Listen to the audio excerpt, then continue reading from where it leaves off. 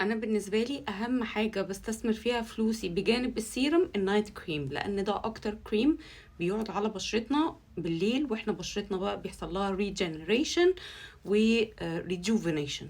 طيب، من احلى النايت كريمز اللي انت ممكن تستخدميها هو النايت كريم ده من عند ثيرابيا، دي ايجيبشن براند.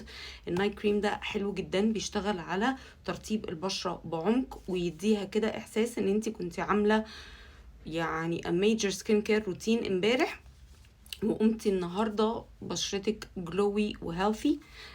ده النايت كريم بتاعهم. انا من الناس اللي بحب جدا النايت كريمز الريتش. هو فيه نايسيناميد، هينفع جدا مع البشرات الدهنيه ولو بتعاني مع مشاكل المسام عامه.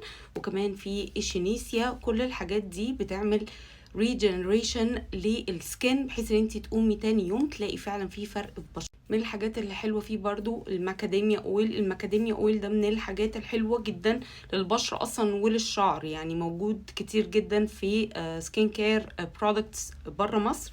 فده برضو فيه زيت المكاديميا أو خلاصة المكاديميا، بتفرق جدا مع النضارة، بتفرق جدا كمان ان احنا نعوض بشرتنا الديهايدريشن اللي بيحصل في الشتاء. تقدري تستخدمي الاكتيف انجريدينت اللي انت عايزاه، وبعد كده تحطي النايت كريم بتاع ثيرابيا.